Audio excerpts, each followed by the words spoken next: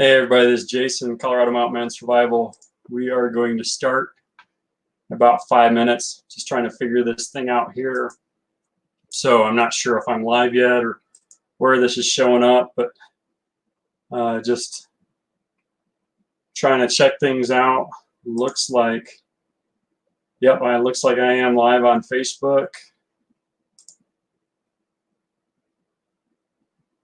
Hey, all right, looks like we already got some people joining. Hello, Hunt Shack Wilderness Experience. Thanks for joining. Don't know who that is, but thanks for joining.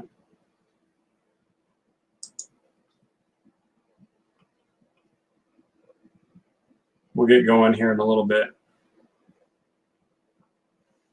Really, this is just kind of a test run. I got a few things that we'll talk about, but we'll probably schedule another date, maybe this evening, to go in a little bit more depth about stuff. But I just want to work out the bugs right now, figure out how this thing works, what's going on, what people are interested in, what's on everybody's mind.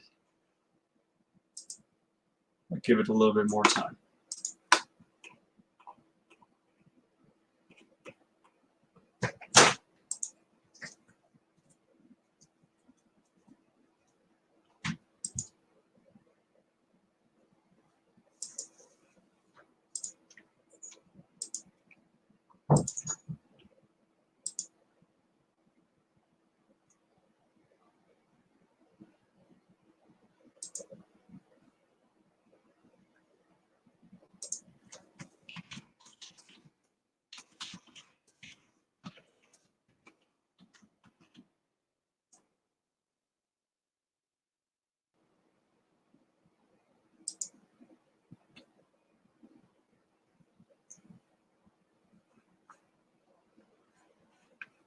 No, that's not what I wanted to do.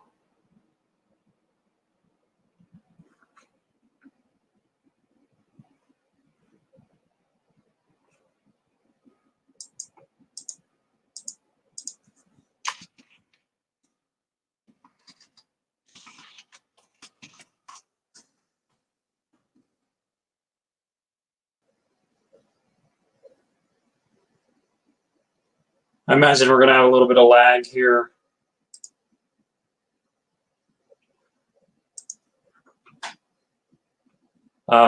Matt, Alaska Matt, he's running to the insurance company right now. He's going to come join us here once he gets back, probably in about 30 minutes, just so we can test out split screen. Oh, I can't handle that. I can hear myself talking to myself here. Gotta get rid of that.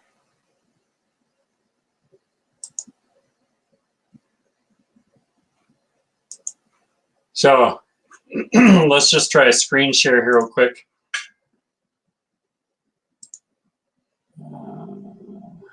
Share screen. So there's Matt's truck. I know this has nothing to do with anything, but Matt's been having some pretty bad luck. He ran up to Utah a couple days ago, and his trailer ran him off the road in the snow, did that damage to his bumper, and then when he went to go assess that damage at the insurance company, he ran into a pole. Poor guy. But anyways, looks like the screen share is working. So this is what we're going to talk about first a little bit this morning. Give a little bit more time, I guess, for people to join.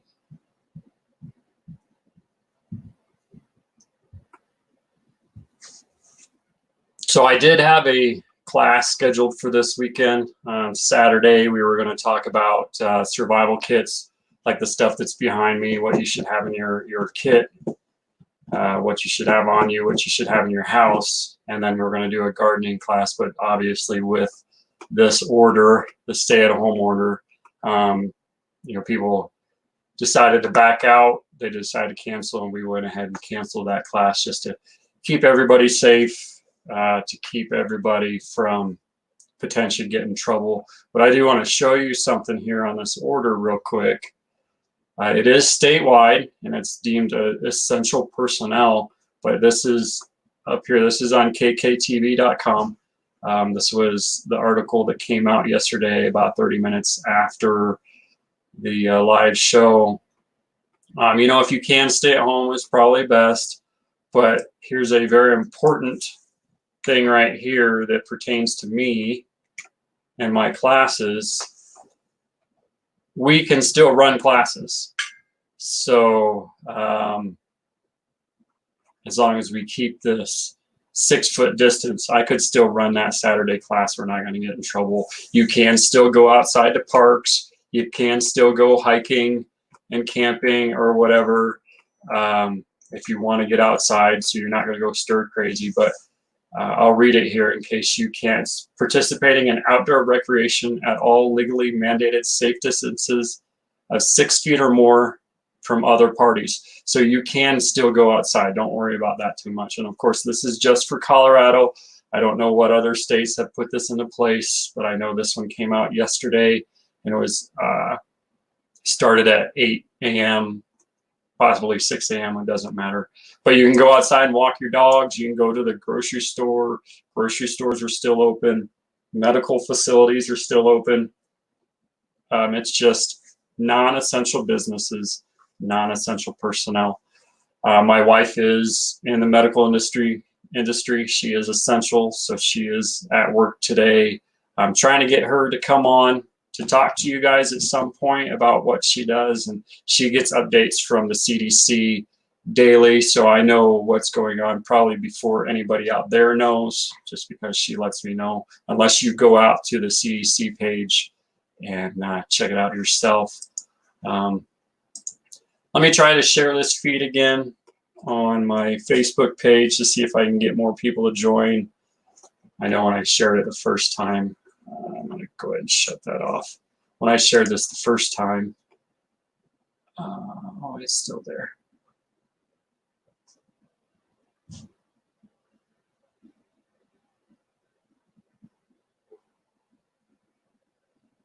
Let me go back to, sorry guys.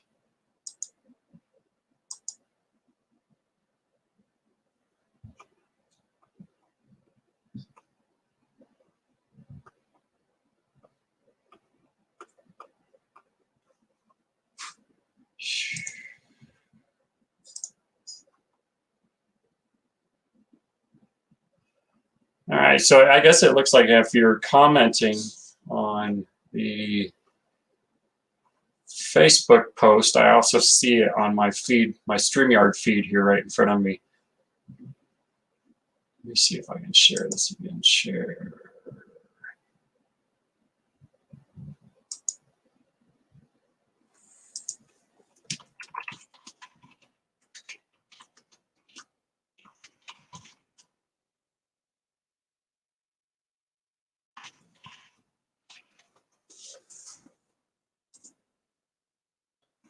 So does anybody have anything that they that's on their mind, any questions or concerns or anything that you would like to talk about or discuss?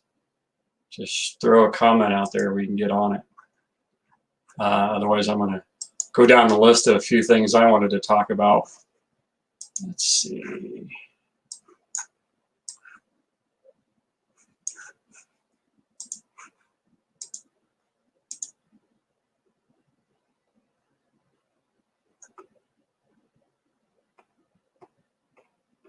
All right.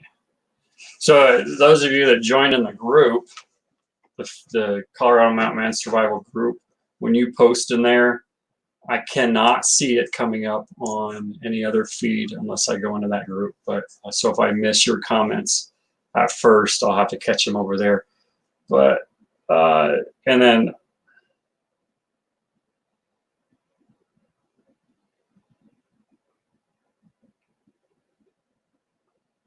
let's see, Matt, what did you ask here?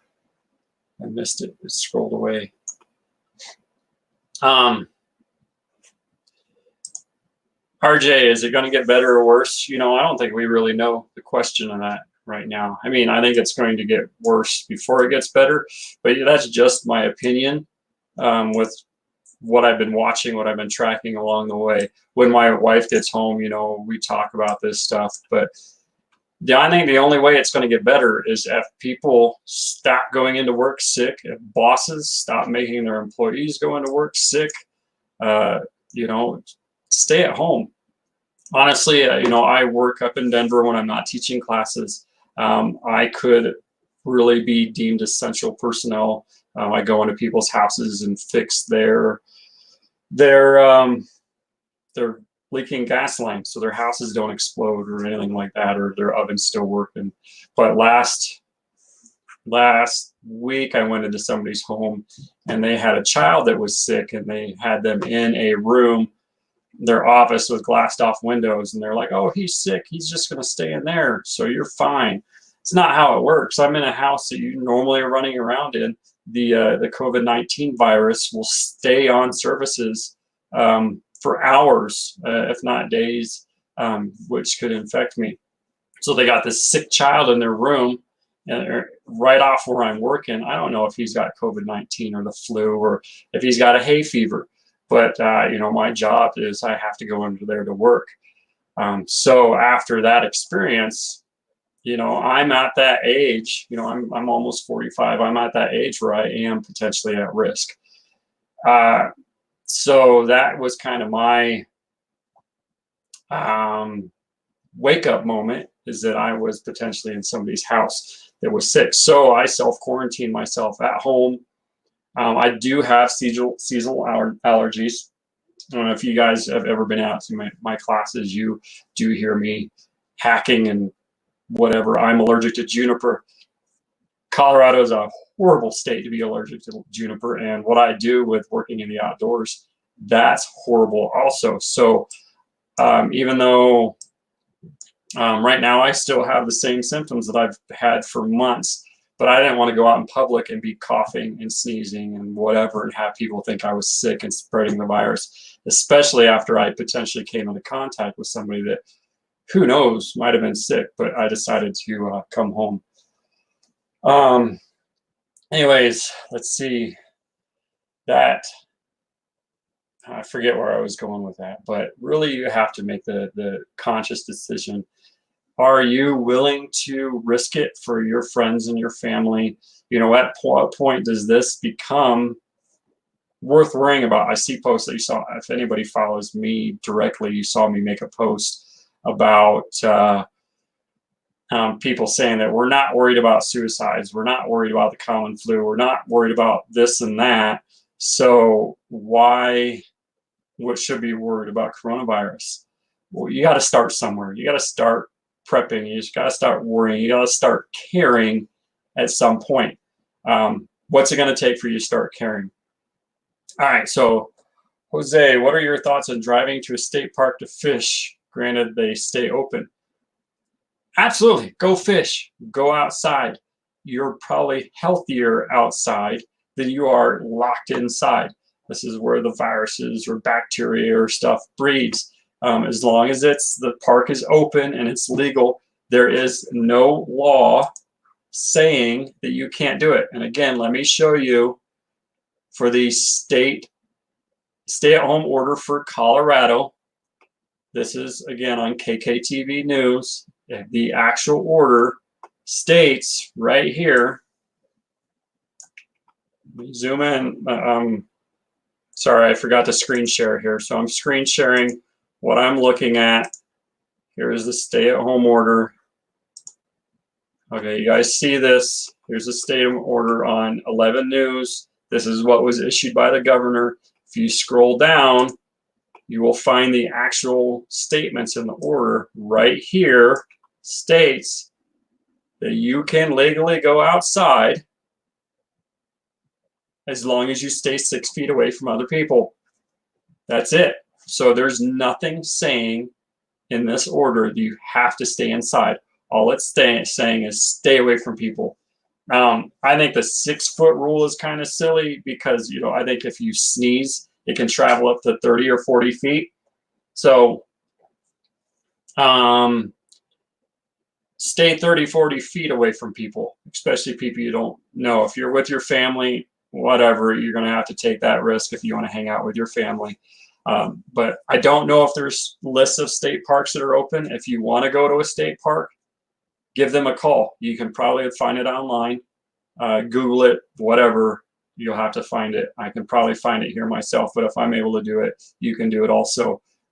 Just a lot. I mean, there'd be so much to discuss if we keep going into that.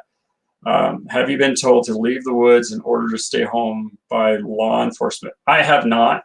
And honestly, if you're on private land, there's not a damn thing that you can do about it. If you're at a state or federal park where that park is closed, I imagine that they can force you to get off, but or to leave.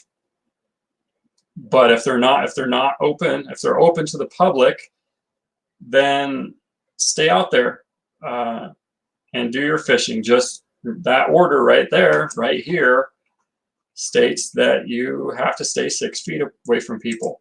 Also, check out, you can take your dog for walks. You can go seek medical care. Grocery stores are still open. Critical employment is still open. So go check out this page. I don't know if I can share this link. Let me see if I can or not. Let me try. I put that in the chat. Yeah, I think you guys can all see that. So go check that out and you can read a little bit more. Again, that's not the official website. What you can probably go find the official website and check it out yourself.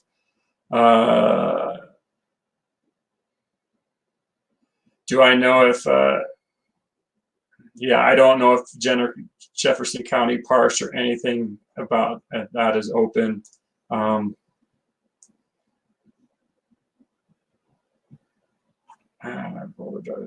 It's a class 1 misdemeanor. Yeah, so I mean, yeah, if they choose to arrest you, if you are probably out doing something stupid, they may arrest you. I think they are kind of being lenient on stuff, but the reason that this was put in place, especially in Boulder, Adams, Arapahoe, you know, all those counties up north of me, I'm in Colorado Springs, El Paso County, is people were totally ignoring, totally disregarding everything, and just, I think, spreading the virus. I think what I read, let me look here real quick. Let's see how many COVID-19 deaths in Colorado.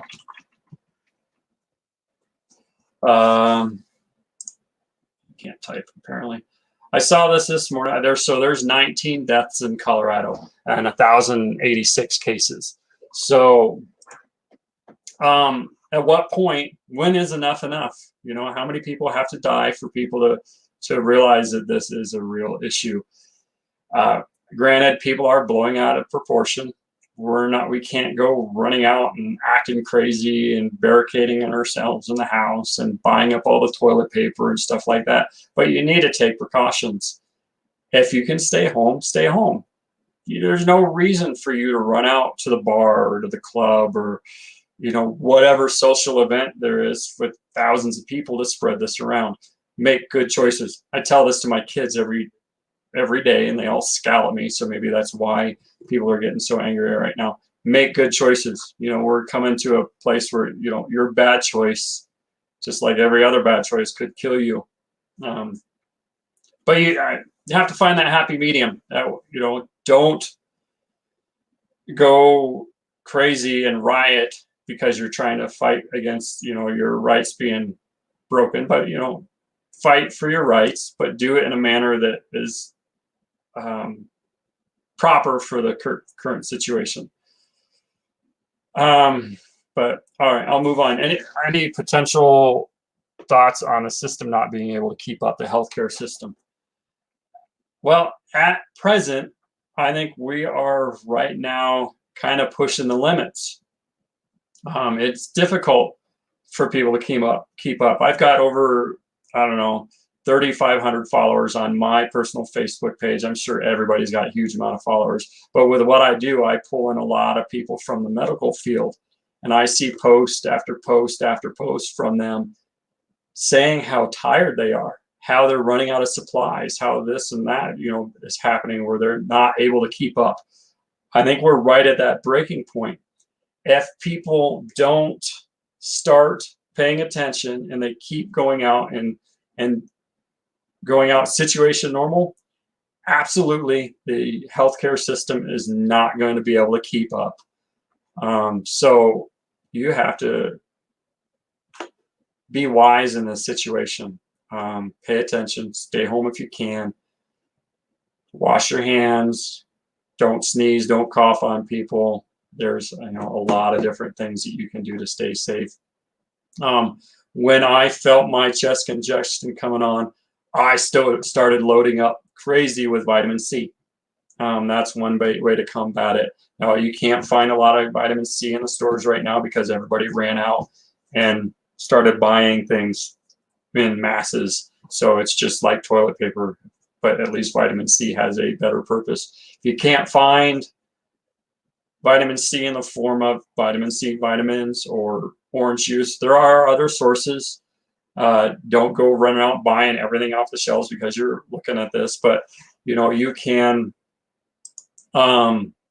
get it through lemons. You can get it through, I've got a bunch of that vitamin C boost. That's probably all gone too. But I also have in my storage supply, I've got fire cider, which I made. I've probably got 3 months supply worth of fire cider. If you don't know what that is, go to my Colorado Mountain Man Survival Facebook page, and there is a recipe on how to make your own fire cider. But I made that stuff a few years ago, not the stuff I'm taking now, but when I originally started making it a few years ago, everybody else I got in the household got sick. Nobody else wanted to take the fire cider because honestly, it is pretty strong. It does taste kind of nasty. If you don't like it, I don't mind the flavor. But everybody else in our house got flu except for me because I was religiously taking this fire cider. I became a firm believer at that point in home remedies. So granted, you have to take this stuff ahead of time, but whatever you can do to boost your immune system.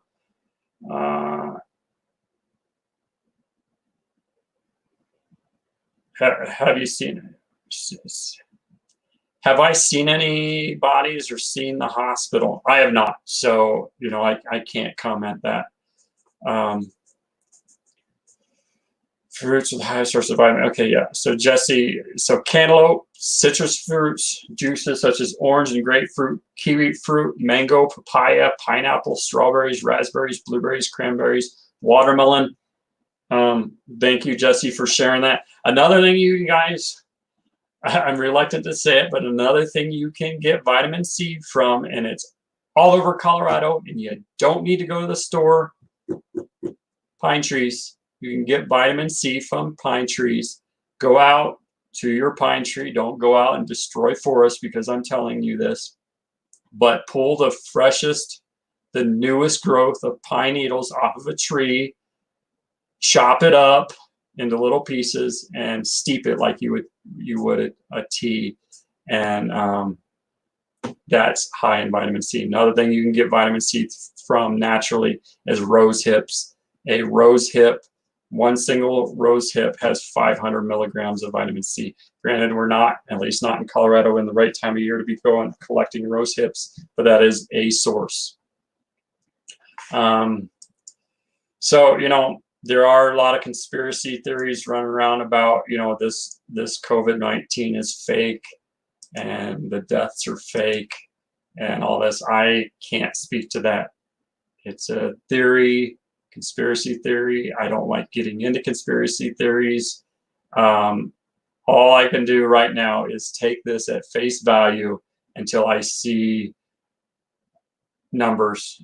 But I don't know. I just don't want to really talk about conspiracy theories. Either you believe in the conspiracy theory that they're trying to push some agenda, which they're always trying to push some agenda, or you take into account that, or decide that you're going to take this at face value and that it is real and there are people dying by the thousands, whatever number you want to do. But I don't know, it is what it is. You have to make that decision and decide whether you're going to believe it or not. That choice is on you, and then you'll just have to continue doing your research. All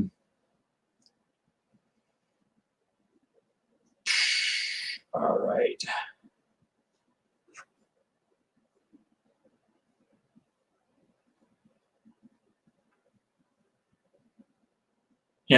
Yeah, I mean, absolutely.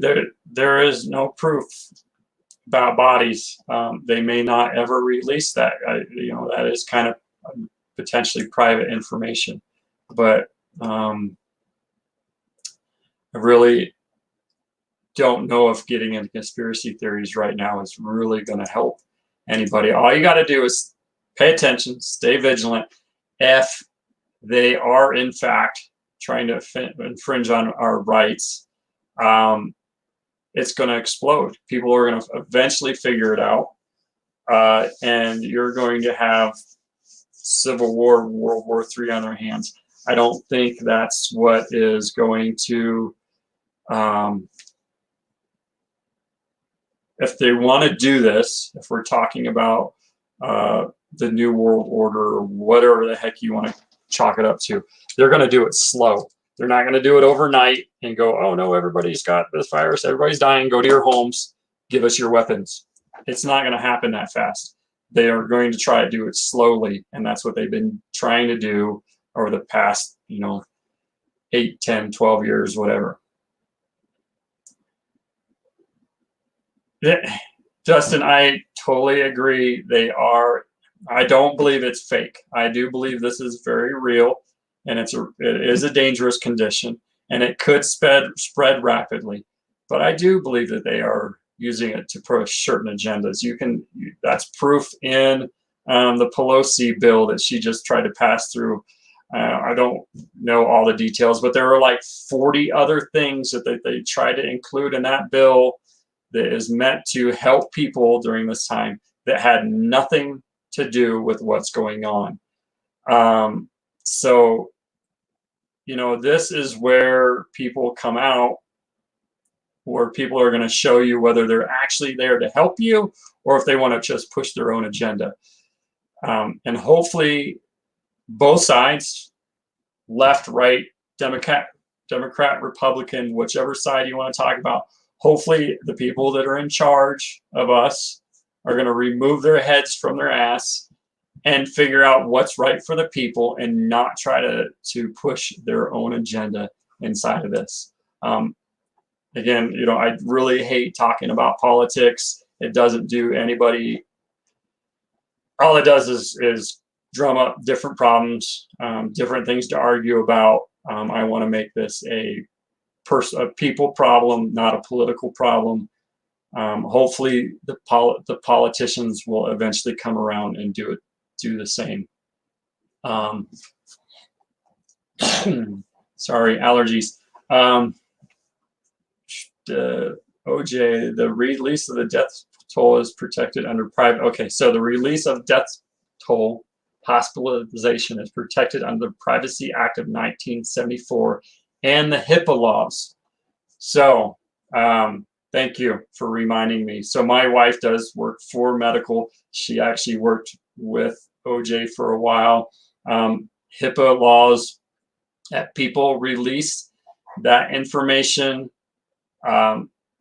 they could go to jail. They could go to prison. They could get fined. For a hospital to release that information, I think, from what I recall, every violation is like a $25,000 fine. So if it's a pretty high number. I don't know if it's 25,000, but it's a high number.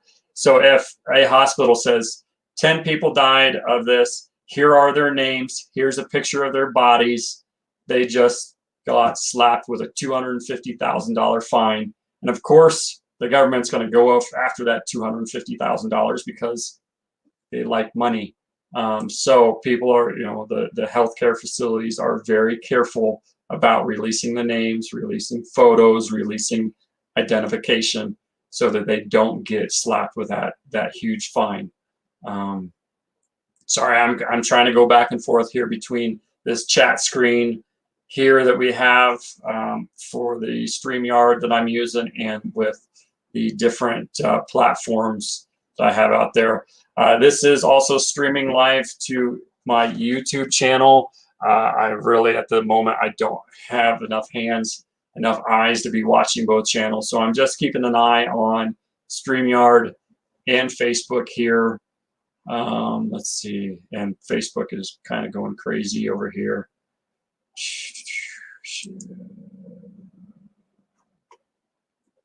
All right, checking out comments here. So just while I'm reading through here, the future of this StreamYard, what I'm going to do is eventually I'm going to bring in guest speakers on this. With my contacts, I have, you know, hundreds of people that you probably all know, that you probably all want to hear from, whether it be COVID-19 or survival or medical or whatever, anything related to survival or outdoors or adventure or whatever, I can bring them in to talk. So the future of this is so that we can continue on teaching and instructing and talking about this top subjects from experienced people, people with knowledge, and whatever it is we want to talk about. Today is just kind of, I guess it turned into more than a test session. It looks like, you know, for the most part, I've got this program figured out. Just trying to keep up with the comments here is kind of the big deal. And figure out who's saying what, where. Since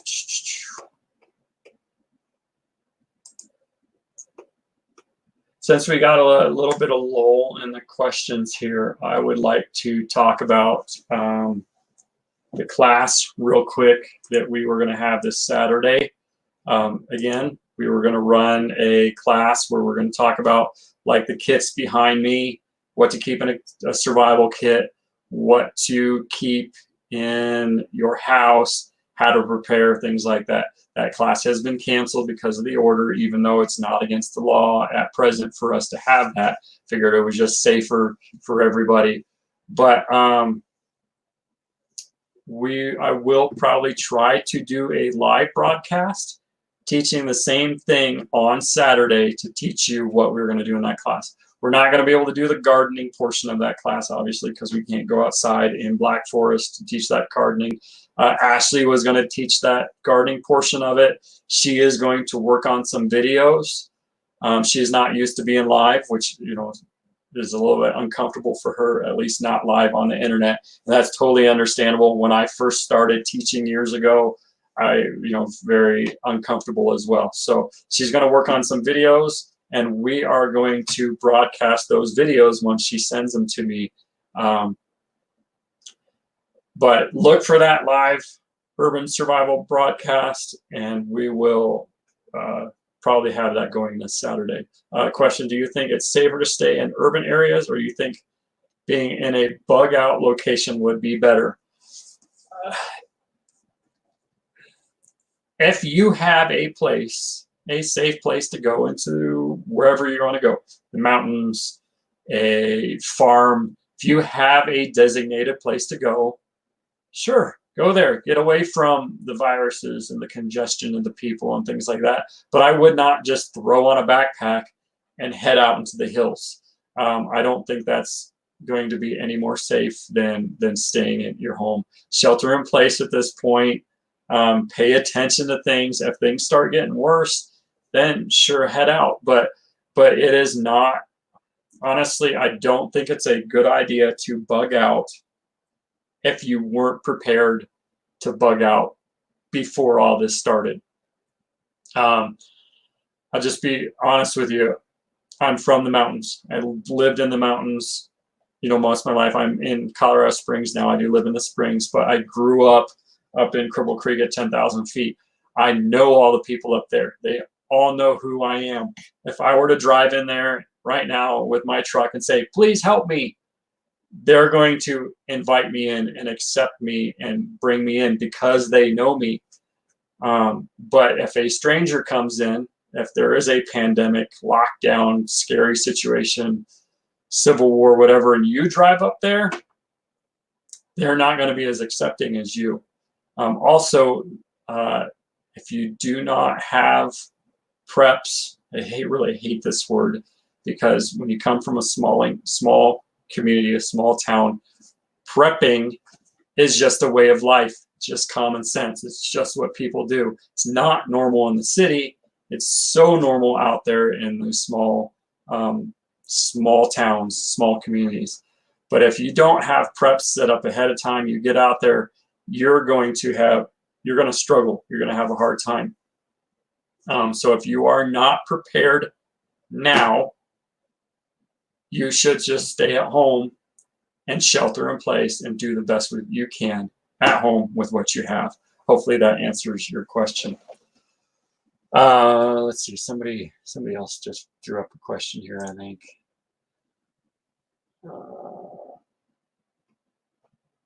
Nope, that was an old comment.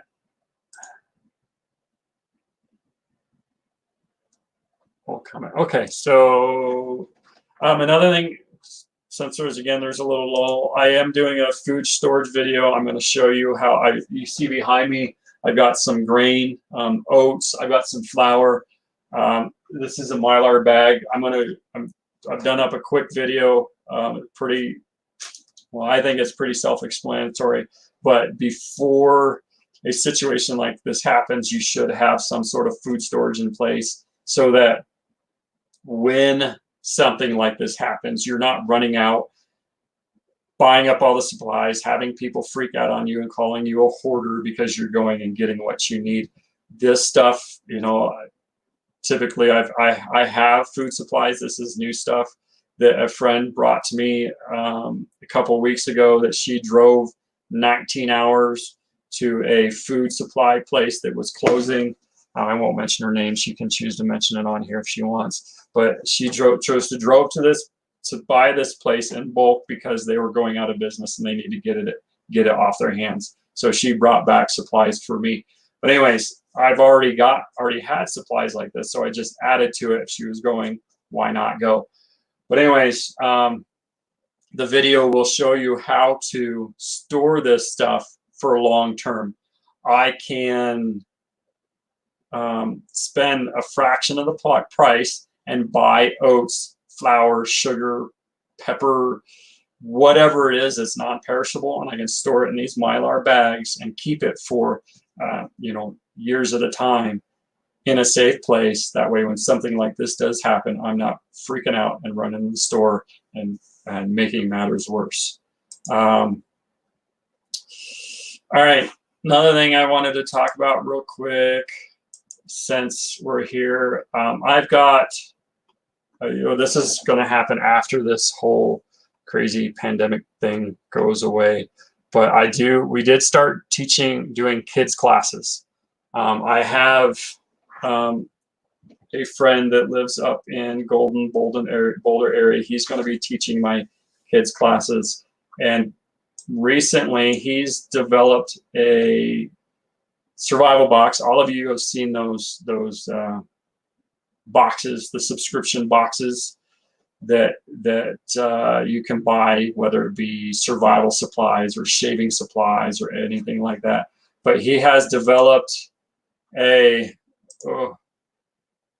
hit play here in the videos. The sound's coming through my headset. It's hard for me to think when there's other sounds in my headset. But I'm going to share this with you real quick. He's called Ready, Set, Adventure. Again, he is going to be teaching the kid classes for me. But let me see. Get this set up here. But not what I wanted to do. Sorry, guys. He's developed a kids survival box that has stuff that'll help toddlers and things get interested in the things that we do. So it's just games and small things for young children to get used to going out and inside. It gets them outside, away from the PlayStations and the Xbox and stuff like that. I'm gonna just let this run through here.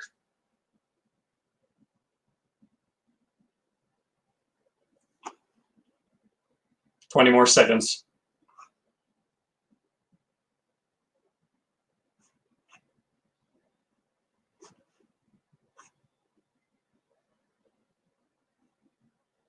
All right, we'll go ahead and stop there. But you get an idea. I mean, his kit has got just a bunch of things in it, games and actual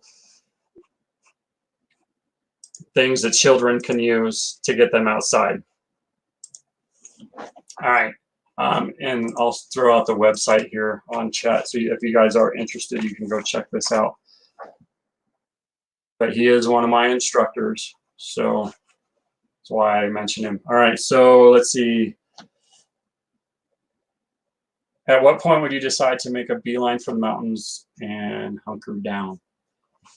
I can't really tell you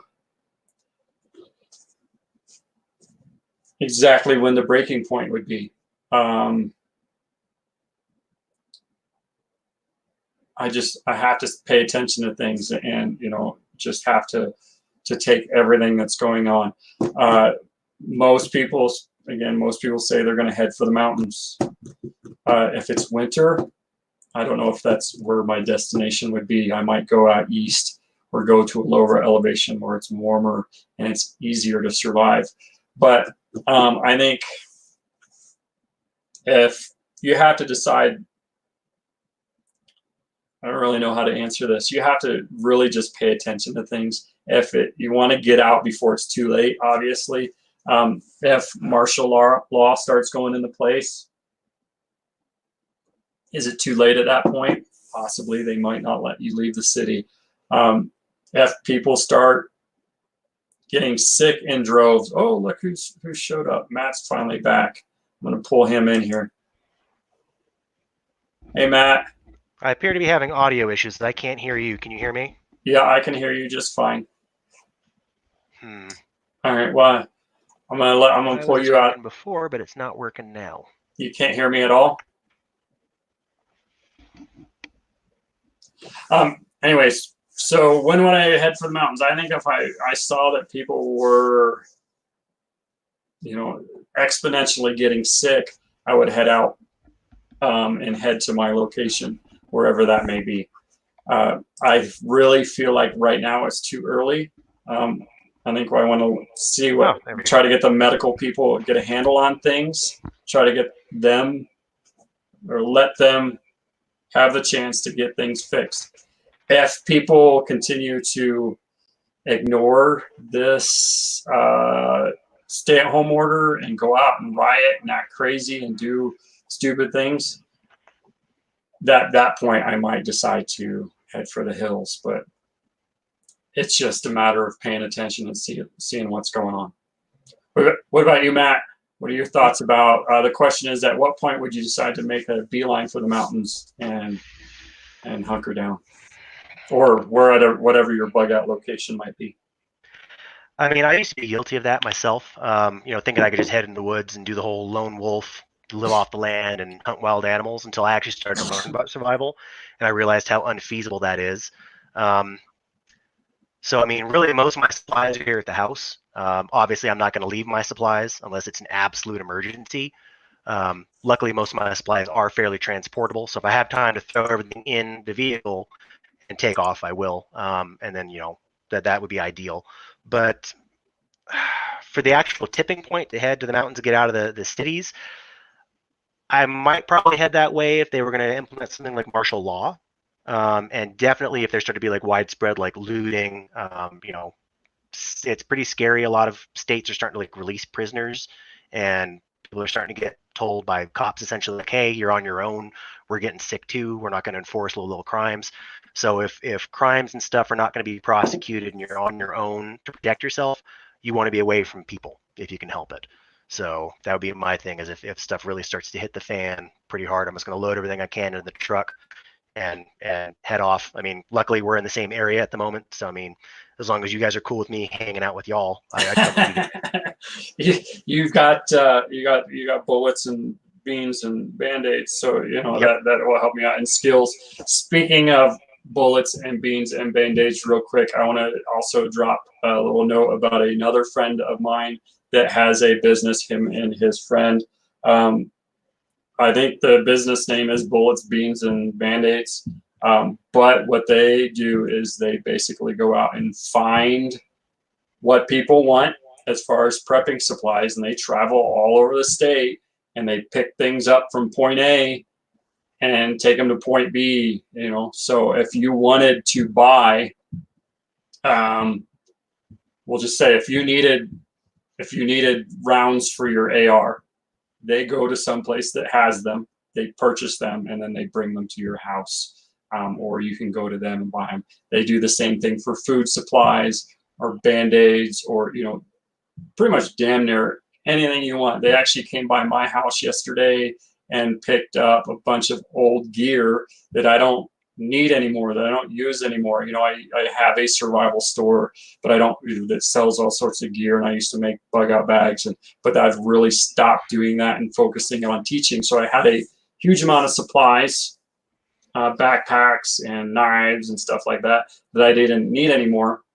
So they came by and they picked them up for me, and basically are going to sell them on consignment to whatever they want. So if it's something that you're interested in, let me know. I'll get you in contact with them. Or if there are supplies that you need, let me know what it is you need, and I know somebody that may be able to get it.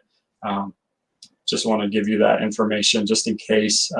Obviously I don't know what they have in stock or what they do, because it's not my business. But if you do need something, hit me up and I'll put you in contact, or I'll put them in contact with you. Has Fort Carson or National Guard been seen riding or prepping? Anyone been to Salida to see if they are there? I have not noticed any increase in military force here in Colorado. Of course, we have 6 bases in Colorado. So Something like that. Yeah, there are 6 here. So I don't know if we would necessarily notice the change, but they are not rolling around the streets. They aren't doing anything here. So I don't know. I don't know if anybody is on from Salida. Maybe you can speak to that. But if not, yeah, I've not noticed increase in military force, and I've not noticed an increase in National Guard rolling around. Well, and I do have something to say to kind of add to that. It's a little bit of a segue, but you know, it was kind of interesting. I hadn't really thought about that. The fact that of all the things that could have happened, this pandemic is going to affect the military just as much as it affects civilians. So that's one of the things that may kind of alter, you know, the government's behavior on it, because they're not responding to an attack or a hostile force or something like that. Like, we're all just as prone to getting sick.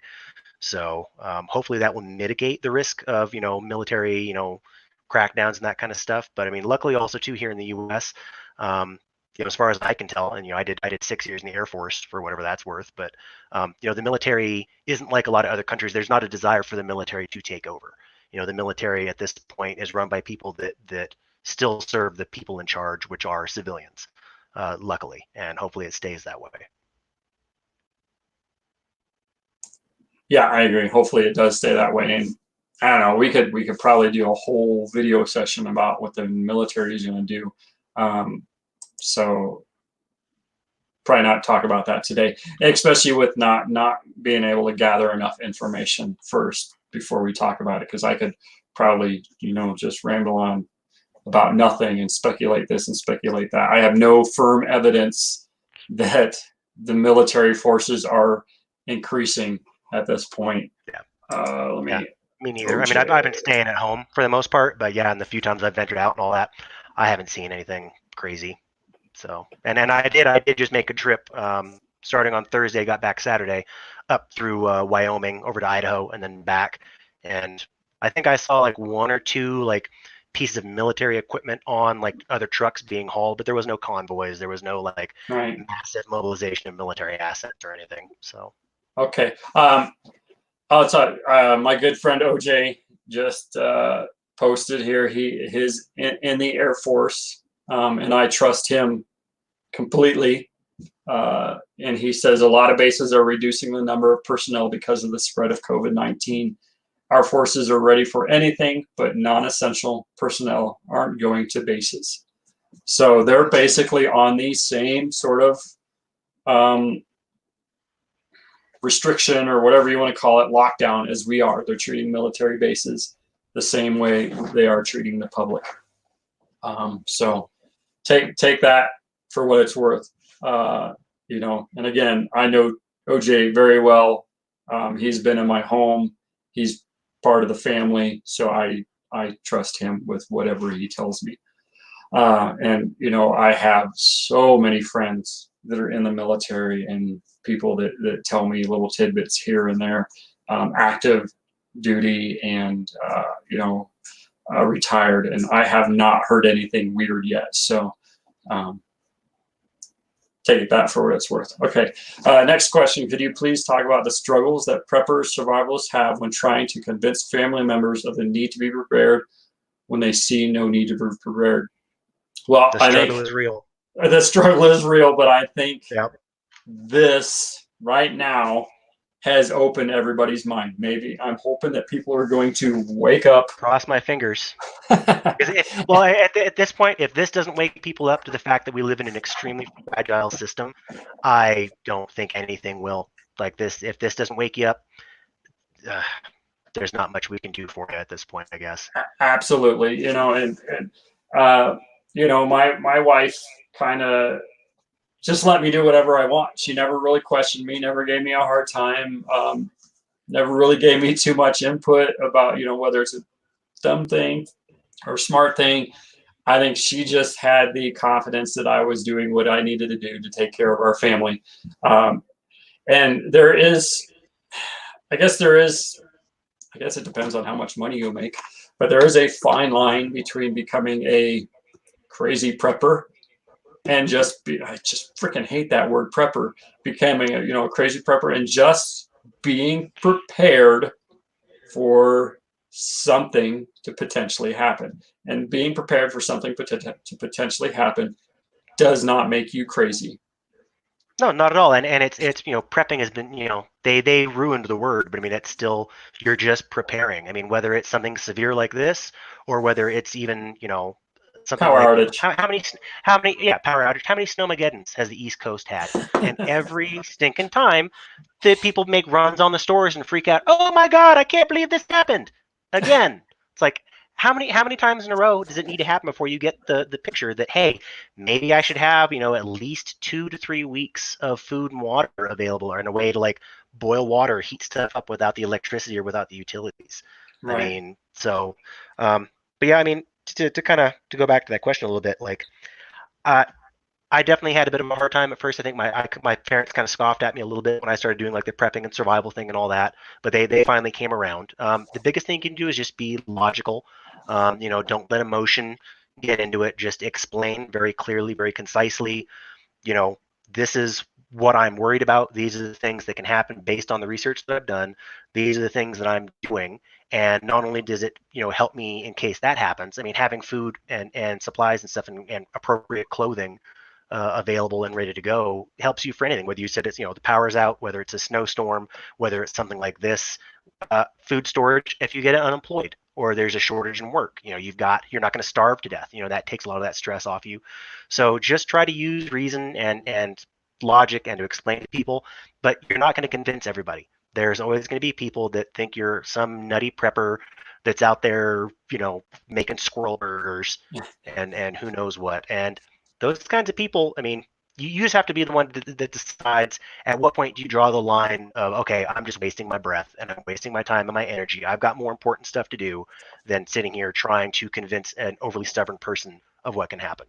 So that's personal preference. But I think anyone that's in this kind of survival, prepping and all that stuff, I think we all know exactly what that feels, trying to explain to people, like, I'm not crazy. I'm not crazy. I promise. I swear. This is logical. I think right now, what's going on right now just makes it show people that it's logical. Are some people blowing what's going on right now out of proportion? Oh yeah. Maybe, probably. Some. I'm not saying this is not a serious thing. This is real. It needs to be taken seriously. but you can also stray too far and get into the world of hysteria and panic Yeah. and over sensationalization like the media does. So Right. That's why I try to stay away from the conspiracy theories, because yeah, it just makes your mind go in all different directions, and you don't really know. I don't know. It just, you have to really watch out what you're paying attention to, I think. Otherwise, it could be bad. But yeah, the struggle is real. Try to get people on board. If they're not willing, then they're not willing. If yep. your partner at home is not willing, I think you need to sit them down and explain to them how important it is for you, and how possibly it gives you anxiety and potential health issues because you're not doing it, and you're only doing it because you care. You just have to be able to do it within your financial means. You don't have to go Yep. out and buy $1,000 worth of stuff all at once. You can do it slowly at a time. You can buy uh, a case or a thing of oats. I don't know how much that oats cost. I forget what I paid for it, but it wasn't much. And just do a little bit at a time that's within your means, and just put things away slowly. And eventually, that's what I did over the past 10 years. I Yep. started prepping Same. a little bit at a time, because I'm not rich. I don't have a lot of money. I'm normal, just like everybody else. Normal. But just do a little bit Yeah, at a we'll time. use that word loosely. Yeah. But yeah, just do what you can and try to bring people on board. If they're not willing to come on board, either they're not worth your time, or eventually they will decide that it's worth it, and then they'll want to come talk to you. Okay, so next question. Is there a meeting place for off-gridders with experience in wilderness? Not cult gathering, but just simple folks gathering, surviving. Yes. I know of one place. Oh, well, yeah. Well, I mean, that's what we basically do up at my camp. I mean, we don't. If anybody wanted to come to me and say, "Hey, I'd like to just have a meeting and get together," and I don't like the cult gatherings. I don't like the whole, I call it the survival hippies, where everybody's dancing around the fire and stuff like that. That's their thing. Whatever, they can do it. They enjoy it. It makes them happy. Do it. Whatever. I don't care. But for me, I want to sit down and I want to talk about practical things and practical skills. Not that they don't do that at those gatherings, but it's just a different style. Well, and I'm kind of wondering. I mean, I think he might be asking, or they. I don't know if it's a guy or a girl, but they might be asking, like, not necessarily like the things like rabbit stick and stuff like that I've gone Right. to, like primitive living skills and all that. Like maybe more of like, hey, okay, the crap has hit the fan. People with these skills are going to meet up at this kind of a place and just start surviving. Not like more like a commune. I don't know of any place like that per se. That's something you kind of have to like put the feelers out beforehand and find people. There are some websites that you can kind of use to like try to locate. I forget what some of them are called, but I had looked at some of that to where it's like, hey, I'm in this state and this is what I'm looking for in my area. Is there anyone out there that is on the same page as me? Here's the skills that I have. I'd like to join your group. Oh But yeah. so yeah, aside from that kind of thing you've set up in advance, I don't know of like, okay, everyone knows if SHTF, we're all going to meet up in the middle of Utah at these grid coordinates. Like I don't know of anything like that. Okay. So I'll just call you Wagon. Wagon, are you looking for like a community, like a bunch of people moving together, having houses nearby each other, and basically living in a community? Or are you just looking for, we meet once a month to talk about stuff? Let me know if what it is that you're exactly looking for, and then I can comment on that, or I can not comment on that depending on what you're looking for. But really quick, Morgan asks, what can we do to my home to deter looters if it comes to that? That's kind of a tough question. Well, Go ahead. sorry to interrupt. But I was going to say the biggest thing you could do is like, well, and this goes for everyone. Hopefully, everyone that's listening, do not tell anyone about your preps. Do not put on Facebook with the selfies or anything like, hey, just got my 40 pounds of rice and medical supplies and yada yada. Like even when it comes to close friends, I mean, unless they really are for sure on the same page as you, when people get desperate, they might say, hey, they post about that, like, my kid is starving to death, and your friends may not be your friends anymore, your neighbors, I should say. So the best thing you can do is not let anyone know what you have except for the people that have to know. But that also goes for, I mean, if people don't know, they're not going to make you a target. So that would be, you know, I'm not saying people should go out and like damage their home and like their home value, their property value, but try to just kind of make it look like less of a target. You know, you Right. don't want to appear like you've got stuff, you know, excess of resources and things like that. So if you can, little things you can do to kind of make stuff look a little bit shabbier, more run down, it's not as prime of a target where someone's gonna look at it and say, oh yeah, that place is, you know, I bet they've got TVs and stereos and who knows what else in there. So Now, camouflage when possible. yeah, I have. I forget if I read it or saw a video or something about it, but where somebody was talking about go into your your old clothes or whatever, and take your old clothes and throw them out in the front yard on the steps and make it look like your house has already been looted. So somebody comes Yep. up and there's like, oh, this place has already been ransacked. Let's not go there. So that's one potential camouflage that you could do for your home. But you know, if you got a Mercedes parked in the driveway, put that thing inside or park it down the road or put it somewhere else. If your house looks nice and tempting because of things that are out in the yard, remove those things, put them somewhere else. If you don't like your neighbor, go park them in your neighbor's yard.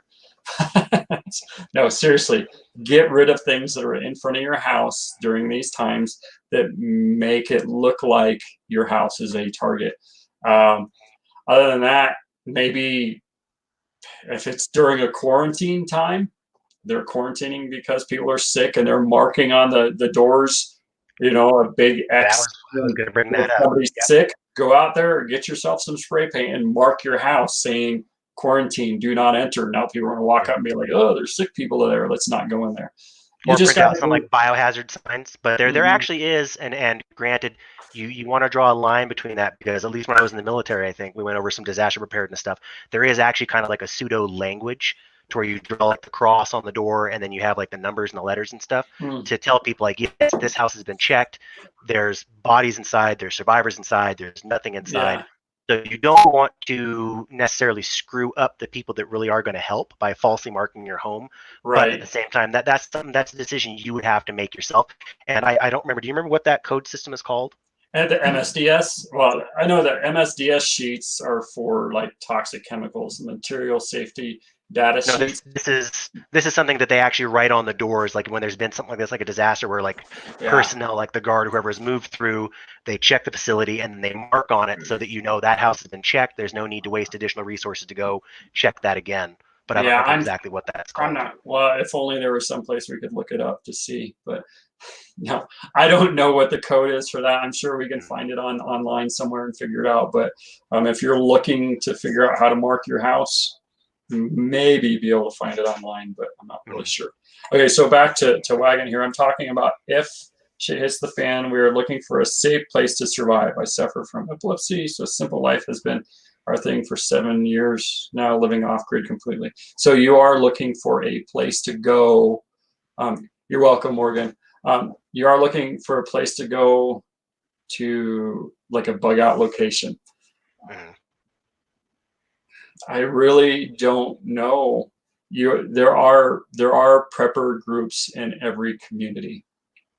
Honestly, I think the only way you're going to be able to find something like what you're talking about is to join in on those prepper groups and find the normal people. I was for a number of years. I did go into those prepper groups, and I understand your concern. There are a lot of odd people in those groups. I hate to say it. I hate to judge people, but when somebody came to me and was talking to me about alien invasions, I was like, you know, this is not the group for me. So you just have to test the waters. Go out there and find those groups. There is the National Prepper Society or something like that. It's kind of almost like a registry, but it's not. But go find those groups, whether they're national or local, and see if you can't find groups and just go check them out. Don't go in there full steam and say, hey, I've got all this stuff. No, go in there. You have to practice OPSEC. Right. right? Go in there and talk to the people, figure out if they are about what you want them to be about or what you do, if they have the same and common goals. And then you can go and figure out if you want to get more involved and things like that. So especially, and you know, you're saying there's a lot of weirdos out there. You can't necessarily be too careful when it comes to doing this, because this is essentially your zombie apocalypse team. So there's nothing wrong. You got to be picky, because you could possibly be relying on these people to save your life and the lives of your loved ones and stuff like that. So be picky, be choosy, make sure you can trust the people you're in the group with, and be trustworthy. My thought is, a lot of people join those groups and they only associate during those groups. They don't really know anything about those people outside of that group. When I started pulling together my team, whatever you want to call it, once I felt comfortable with those people, I went out and did other things with them, whether it be to go to the bar and have a drink or a cup of coffee or whatever. So I get to know them on a personal level. Once I figured out on a personal level, then we might step it up. And eventually, you know, anybody that I trust that is part of my team, if you want to call it that, has been to my home. If I don't trust them enough to bring them into my home, I do not trust them enough to be part of my team, my zombie apocalypse team, or whatever the hell you want to call it. They are not part of my prepper group. Right now, I believe the scientific term is coronapocalypse.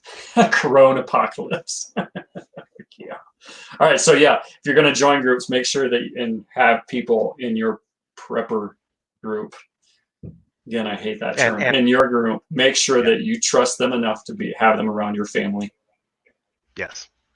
And one other thing too, you know, I know it doesn't really do any good for those of us living here, but when I was, you know, more along the lines of prepping stuff and before I got into the survival, there was a lot of talk. I forget his first name. I think Wesley Rawls. He's a very well-known author among, like, you know, prepping communities, because he's written a lot of the prepper books with some, not just necessarily manuals, but anyways, he calls the like Idaho area, Idaho, Montana, all that, the North American redoubt. So they do tend to be, you know, Christian for the most part, but a lot of people that have that mindset of being independent, being preppers, being self-sufficient, don't rely on the government, don't trust the government. A lot of people have moved to that area. So if people are able or willing to relocate, that might be a good place to look, because you're going to have a higher concentration of people in that area of it's like the Great North American Redoubt or the New American Redoubt or something like that. But also real quick, just because I don't want to get lost in the scrolling, we did miss a question from Cody. I saw that one about for Teller County, but before I do that, I want to throw this out there real quick, because you look really naked. Oh, yeah.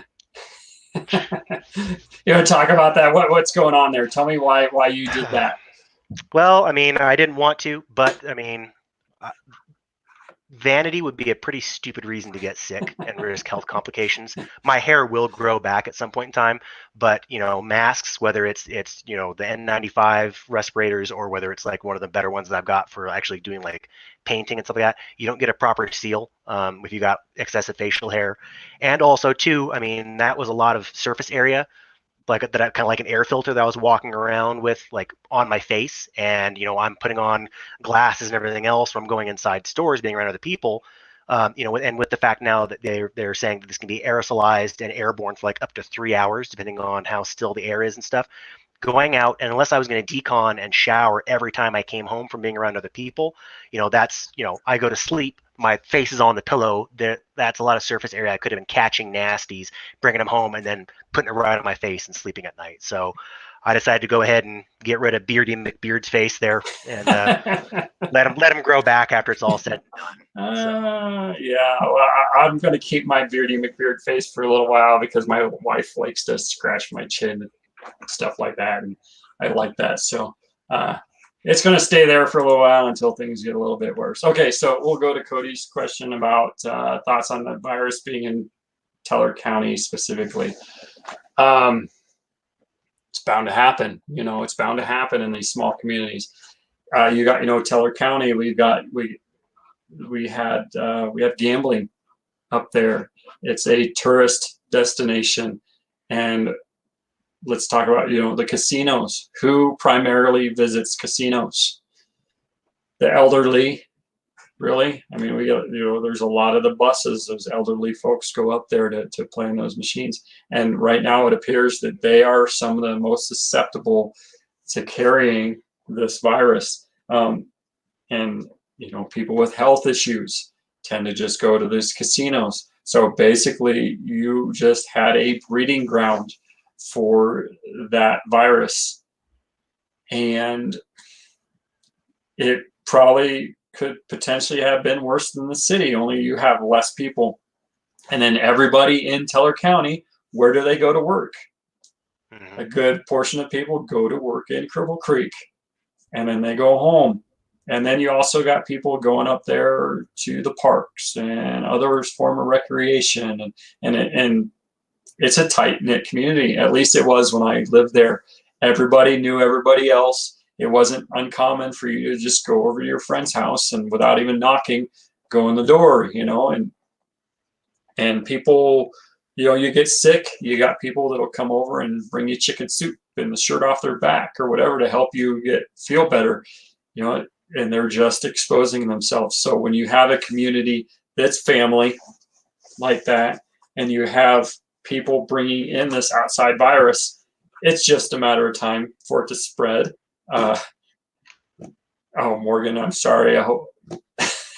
I was going to say, apologies in advance to Morgan's husband. I'm sorry. But yeah, I mean, it's small communities, especially small communities where it's a tourist destination of some sort. You are absolutely going to get it to come in, and it's unavoidable. And that should just go to show you that the virus is going to spread. Now, everything else spreads, right? The flu spreads, the cold spreads, and everything else. You just have to decide whether, at what point do you decide that this virus is real, that it is going to, I feel it's real. Decided it was real a long time ago, but what point do you take it seriously? And even if you're in a small community, out in a remote farm, or you're in a big city, at what point do you decide that it is in fact your problem and not just the problem you see on Fox News or 9 News or what CNN or whatever your news station is that you choose? Yeah, it's crazy that it's not really. I don't think that it's that crazy that it's getting to these small communities, but it happens, let's see. Sorry, I forgot. I should probably share the fact that I'm doing this with everyone on my friends list, so I'm making a little status update. Do you have a way to share a link to this directly, or do they just have to go to the page? Just have them go to. I honestly don't know how to get them to join in on StreamYard. I don't know if they can join StreamYard directly. I'm pretty sure there is a way, but everybody is coming that I believe we're seeing on our screen here is coming from the Colorado Mountain Man Survival business page. So if they comment on my main page, my main Colorado page, that's facebook.com/cmmsurvival.com. Yep. I will see their questions directly in the site on the right. Okay. That's not the case. I just told everyone to go to we're doing a live party, and I just gave them the link to the page. So, cool. Did you bring the Coronas?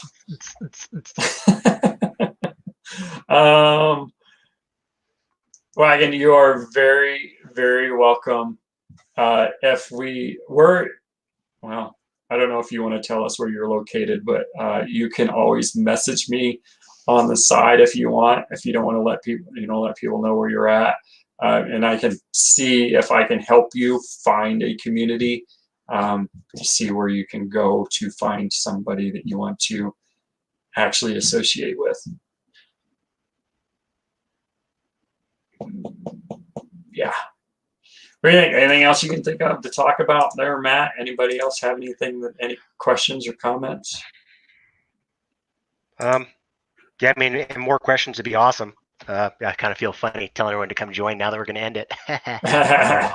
Well, we My might. fault. But Yeah. um, No, well, yeah, I don't know. uh, Just general thoughts, because I mean, I missed the first 40 minutes of it having to get my vehicle inspected. But I mean, um, this is definitely scary times, and there's nothing wrong with being scared, and freaked out. Like this has never happened before. This is uncharted waters, so it's perfectly normal to be afraid. But I had a conversation with someone else, and I'm going to butcher this quote, not me at all, and a lot of people quoted it, but essentially, like Mike Tyson and some other boxing guys said something along the lines of, fear can be your best friend. It's a tool. You can use it to heat your house. You can use it to cook your food. You can use it to light the darkness. And a lot of other things to keep you warm. But if you're not careful, fear can be your worst enemy. It'll burn your house down and kill you if you let it get out of control. So everyone has fear. There's nothing wrong with being afraid. It's what you do with that fear and how you interface with it, and whether you control it or whether it controls you, that really matters. And this is just like any other survival situation, like we teach in at school, that mental attitude, your mental attitude is the biggest thing that will let you survive. People with very little training have done better than people with a lot of training, simply because they had a better mental attitude, and they had a reason to live, a reason to go on. So right. the best thing you can do is just you know look around, take stock, be realistic about what's going on and what your situation is, where you're at, and just ask yourself, what is the next right decision that I can make? What is the next right thing? Don't get overwhelmed by the massive tsunami. Remember that you eat an elephant one bite at a time. Just take it one bite at a time. Doesn't have to be a big step. Little steps are fine. Just try to stay calm, and just be careful and be cautious. So Yeah, and for our classes that we teach up at camp, I do a lot of bushcraft classes, primitive living, things like that. But that is not my primary focus. Even though I do enjoy those skills. But honestly, I tell people in my classes, if you are forced in today's society to use primitive skills to do a modern task, so we'll talk about the bow drill specifically. If you have to resort to starting a fire with a bow drill rather than starting a fire with a lighter or a match or a ferro rod, you screwed up in your planning somewhere along the way. I teach those primitive skills with the mindset or the goal to teach you that the modern tool is important, for simplicity's sake, to teach you what it is that you need to have to make that task easier. I can start a bow drill fire from cutting down the tree to starting the fire, building the kit, everything in probably about 30 minutes, taking my time. The typical person with no skills will probably never be able to do it, or it will take them days to figure it out. The typical person with my instructions, standing there behind them, helping them start that fire, is roughly 4 hours. mhm. So if you need a fire and you don't know how to do it with a bow drill, it's going to take you probably 4 hours to get that done. If you're hypothermic, 4 hours, you're dead. So kind of forget where I was going on this, but you I don't care if you go train with me or with Matt or with other survival schools. I don't care if you're training firearms training, or if you're training bushcraft or primitive living or modern survival. I don't care what sort of training you get. Start that training because it gets your mind right, and your mental skills are absolutely the most important skill. If you have, it gets you started down on that road to self-reliance and practical skills. I would not say a bow drill fire. A bow drill is a practical skill in today's society. However, knowing how to use a ferro rod or how to effectively start a fire with a lighter, I believe those are practical skills. being able to get it And done with a bow drill just makes you that much better with being able to use a lighter. right, and then that's what I was going to say is, I mean, it does give you something to fall back on. I mean, technology is Right. fantastic, and that's when we Right. we have people ask about like, well, why can't I just use a GPS or something? And we're talking about land nav. It's like, hey, that's fantastic. GPS is a miracle. You know, that way it's wonderful. But what happens if you lose the GPS, if it gets broken, if the batteries break, depending on the SHTF scenario, such as like EMP or solar flare, the satellite may go out of timing. I mean, the modern tool is wonderful and fantastic, and there's a reason it exists. If bow drill was the best way to make a fire, we would never have created anything else. But being able to know what to do and have the skills to do so, to accomplish the task without the modern equivalent, if heaven forbid, if you don't have it, if you weren't prepared, if you've lost it, if you've run out, if you used it up, kind of a thing, like knowing those gives you a good backup, and it gives you that security, knowing, hey, even if, you know, the worst happens and I lose my big lighter, I can get a fire going if I have these other tools and stuff like that. And then two, if you're talking about just the science of like starting, you know, with fire particularly, with bow drill and hand drill and other things like that, you have to be better at the other steps of fire, such as kindling and tinder and, you Right. know, preparation and fire lays and all that. So it gives you the backup, you know, backup skill to rely on and increase your confidence. And it drastically increases your skill quality and level with modern fire lighting tools as well. So there's Right. no reason not to learn how to do bow drill, but you know, there's nothing wrong with using a big lighter either. I mean, I carry a big lighter and two ferro rods on at all times. So, you know. Yeah. I think just the training just gets you on the right task and helps you prepare mentally. Otherwise, if you're just sitting at home and you're just making your prep lists, you're storing flour for the sake of, you know, storing flour because you watch it on TV or something, you're not getting your mind right. But mental training, mental preparedness, mental whatever you want to call it is key. Um, it just takes practice at doing stuff and finding people that you can associate with and do this with to make it you feel more comfortable. But Yeah. anyways, I guess we're kind of So, wrapping well, this and up. But I do have one other thing to add though too. I was going to say that, well, I just lost my train of thought. Brain fart. It was about skills. Oh, that was the thing is, you know, kind of going back to what I had said originally. I used to have fantasies before I actually knew what was involved about, oh yeah, I'll just head into the woods. I'm a good hunter. I've got a gun. I'll go in the woods and shoot animals and live off that. In addition to training your mind and having the knowledge and the skills, you actually do need to take your kit out and use it. You know, you don't want oh, yeah. the disaster to be the time you read the instructions on how to use a certain piece of kit. And by doing dry runs, by doing training with the equipment you have, and figuring out your plans, that's how you find where your blind spots are and where the holes in your plans are. And so you try it. You know, if this were to happen, this is what I would do. Try it, you know, without wasting your resources.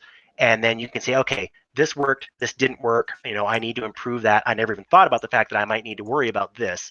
So, you know, don't just read a couple of books, watch a couple of YouTube videos, take one or two classes, whatever it is, and then think you're set. You actually need to figure out what your plan is and then practice that plan to see if there's any shortcomings or shortfalls, and then you can adjust your plan accordingly. Oh yeah, absolutely. You have to practice and use the gear that you buy so you know what's going to fail you or not fail you in a bad situation. Hold on a Yep. second. Yeah, and then I'll just piggyback on what Jason said too about the fact that, you know, don't care if it's with me, with that. I agree. Like you know, granted, of course, it's nice. We like it when people take our classes and learn from us, but at the same time, you know, I want people to live and survive. So I don't care where you get the training, as long as it's good training and it's going to serve you well.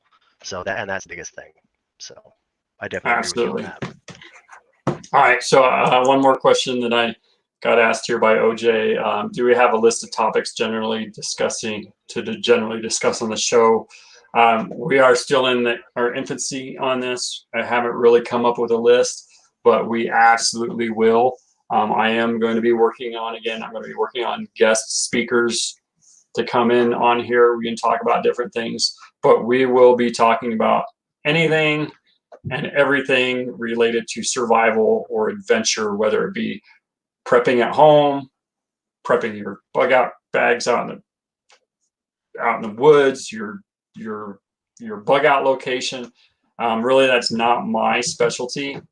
I mean, I do have stuff at home and I've been doing it for years, but I don't really like anymore teaching them all about stuff.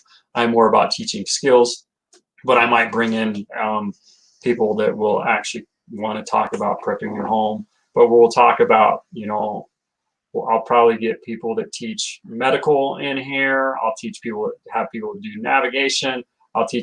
Maybe I'll have lightweight backpackers come in and talking. Anything related to survival or the outdoors or adventure we will have on here. With the coronavirus being the hot topic, we'll probably, hold on a second.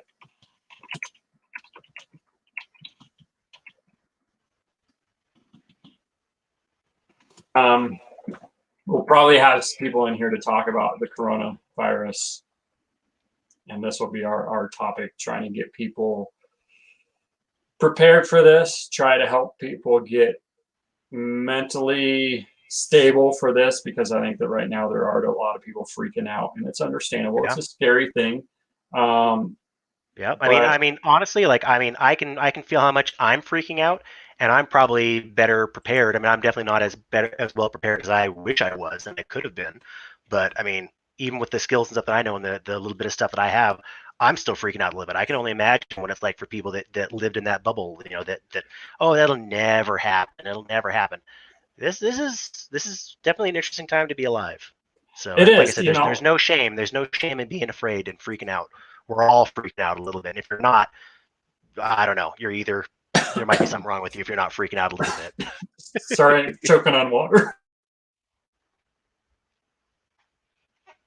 Don't die. That's the number one rule of survival. Don't die. Yeah, sorry, I had to mute there. I choked on that my water. I promise I'm not. I promise I'm not dying of corona. So, I think to finish answering OJ's question, we will eventually have a list of stuff, and I will try to start scheduling things out a few days in advance about what we're going to talk about, whether it be, like he mentions here, canning or dehydrating or anything like that. Actually, Matt does have a freeze dryer that we can go to and use. He has access to one, so we might run an how-to video on how to use a freeze dryer for doing stored food.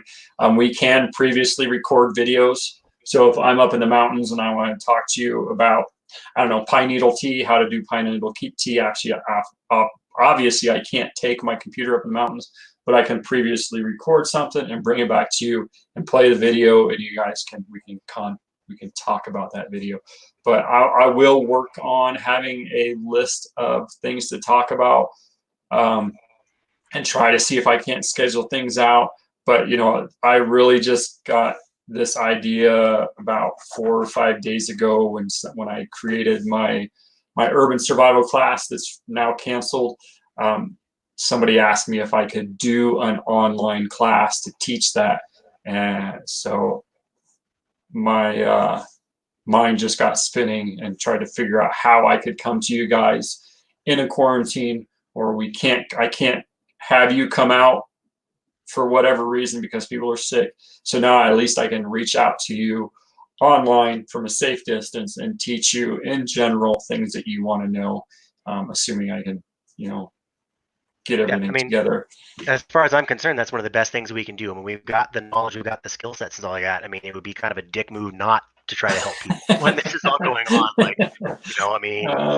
Try to help however we can. So. Right. Yeah. I mean, it would be a dick move. And there are probably a lot of people that are with knowledge that are like, the hell with you guys. I'm going to take what I know. I'm going to take my supplies and I'm going to run and hide and shut behind closed doors. But that's not what I'm about. That's not what Matt's about. It's never really what we're about. We do potentially put ourselves at risk for coming out here and talking to you guys, especially if we come to you a live class out in the woods or whatever, and we're standing in front of you face to face.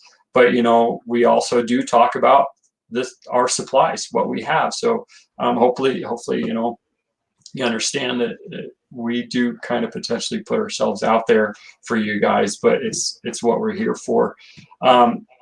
Finally, I guess,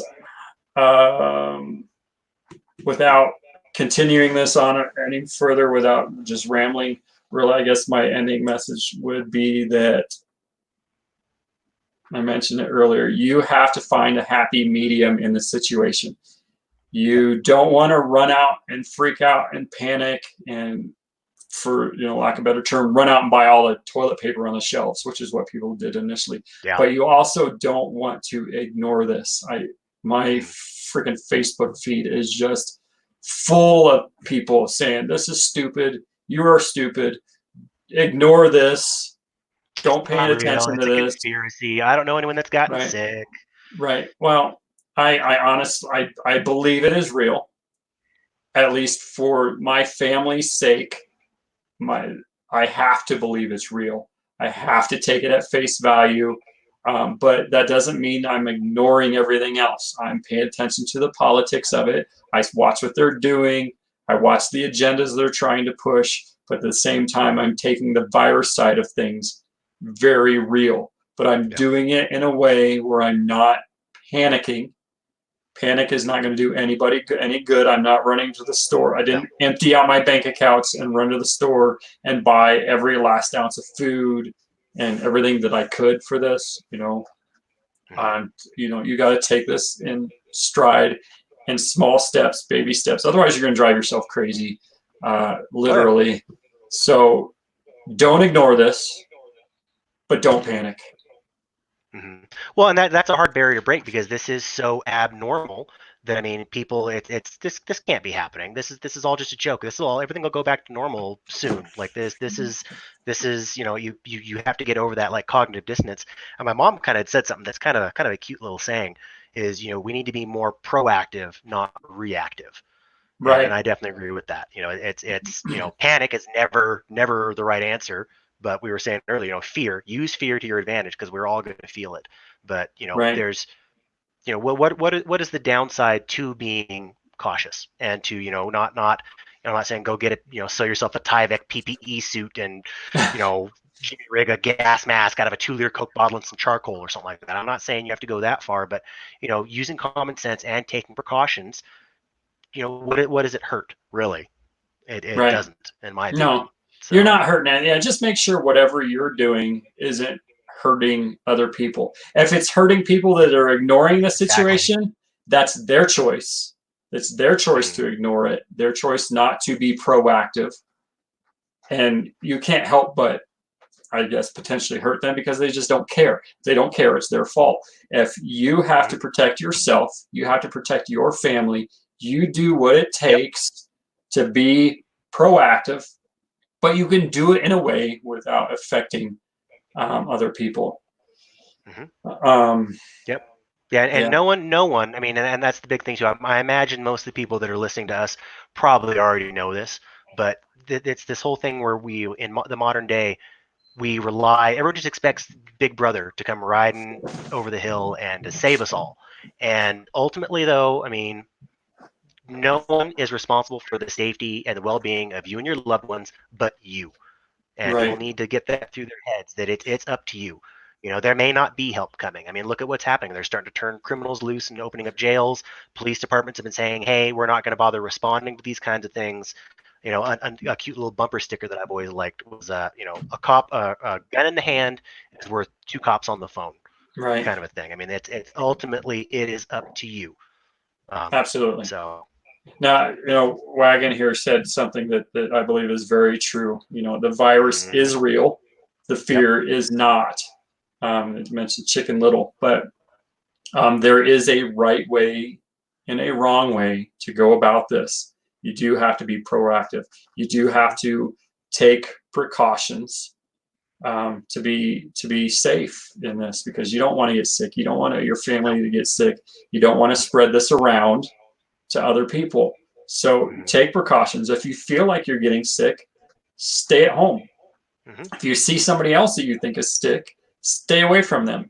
And if say, I don't know, one of your close relatives is sick and you want to help them, That's your choice. You can go actively help that person, but now you are potentially contaminated because you made that choice to go help that person. You should also take it upon yourself to self quarantine yourself whenever you leave that person's home. But yeah, stay calm, be rational, make good decisions, for To the the lack of best of your better term, ability. Yeah. right? And if you don't know, don't just go off half cocked. Do a little bit of research, figure out different ways to address a problem correctly without potentially harming yourself or others. But yeah, the Yeah. virus is real. The fear is not. It is media driven, a big part of it. But that's potentially the person that's watching the news's fault and reacting, because I watch the news, I see what's going on, but I don't react like other people do because I have trained my mind not to, and I trained it in by doing survival training, learning about preparing, learning about food storage, learning about medical, just the things that I do know and the stuff that I've gathered all throughout the years. I have that knowledge to fall back onto to make me feel better about what's going on right now. Plus, I have my wife in the medical field that she, when I get stupid, she's like, whoa, take a step back. Here's Breathe. breathe, and let's talk this through. So find that person that can talk you through and to help you out. Sorry, I keep interrupting you. Do you have something you want to say?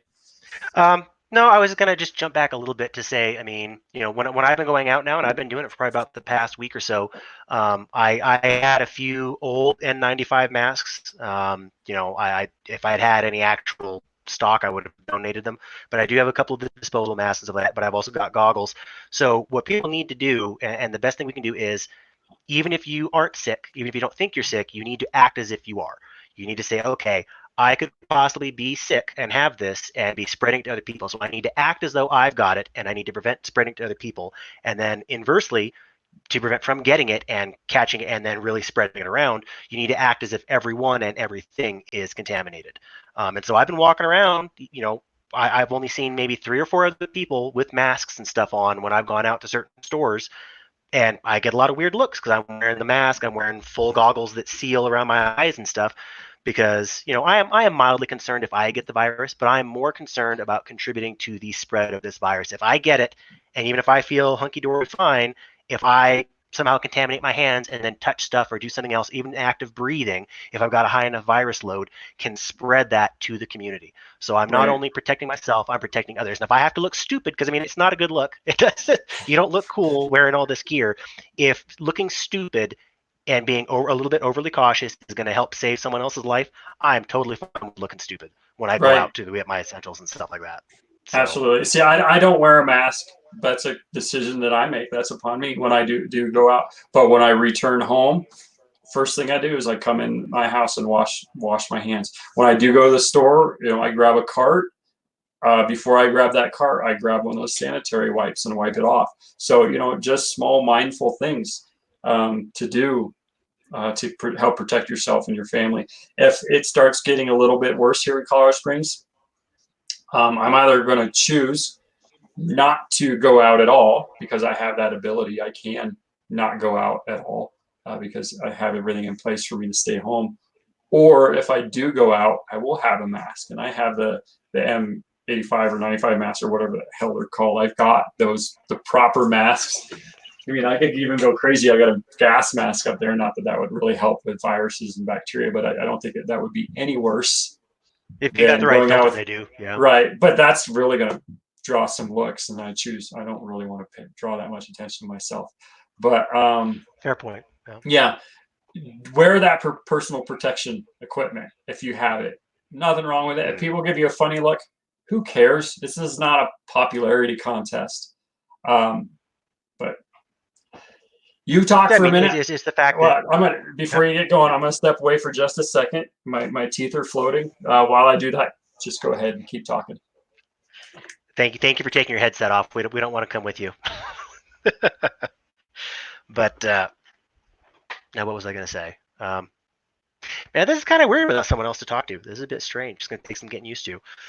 But yeah, it's the biggest thing. And like I said, I mean, I'm not terribly worried about myself catching it. I though would feel awful if I ever found out that I was responsible for spreading it to someone else that then got sick and passed away or had complications. So luckily, I mean, I can only imagine how hard this is for a lot of other people that are out there right now because I'm already kind of an introvert. So staying at home is not too much of a stretch for me at all. That's kind of situation, you know, that was kind of my life anyways beforehand. But yeah, I mean, we just need to all realize we're in this together. You know, we're all on the same side. You know, it's a very typical trait of humanity to want to, you know, we tend to bicker and infight until there's a bigger threat that's external, and then we can all band together, pull together, and hopefully there is some good that comes out of this. I mean, I'm not happy that any of this is happening. You know, I know, well, I'm going to speak for Jason, I'm assuming, but I'm certain neither one of us wanted to be right about any of this, and I still don't necessarily think that in the U.S. we've seen the worst of it. I certainly hope so. But, you know, regardless of what country you live in, we're all human. We're all on this little speck of dust hurtling through the infinite void together. And we need to try to remember that. But at the same time, you know, don't be overly trusting because, in my opinion, personal opinion, you know, civilization and civility are a very thin veneer. And I think we're already kind of starting to see that. You know, it doesn't take much to crack that egg and to find out what's on the inside. But we just need to try to keep our spirits up and pull together and help each other the best we can without endangering ourselves and our loved ones. So you missed my inspirational speech. Good job inspiring people. So Inspiring speech. yeah, let's see. I'll talk about a couple more things here. We are going to continue trying to do these shows. I don't know what you want to call them, these talks, and we're going to try and teach you things. I'm not asking you today, but you know, we are basically, think of us as street performers. If you do like what we're doing and we're sending out there, and you do want to make a donation, all this that we're going to do for you is free. But I have put up my PayPal account down there. You know, I'm not really begging you for money. I don't need to get it paid. But, you know, if you think that our time is valuable and you've learned something, it'll help us stay going. It'll help us be able to produce these videos and buy better equipment so we can keep this going. But it would be very much appreciated. Another thing, in case you haven't seen, I do have a YouTube channel and I am doing a giveaway to help boost my YouTube channel here. Let me find that link here and I'll share it with you. Yep. So it gives you something to do in case you do happen to have downtime. Right.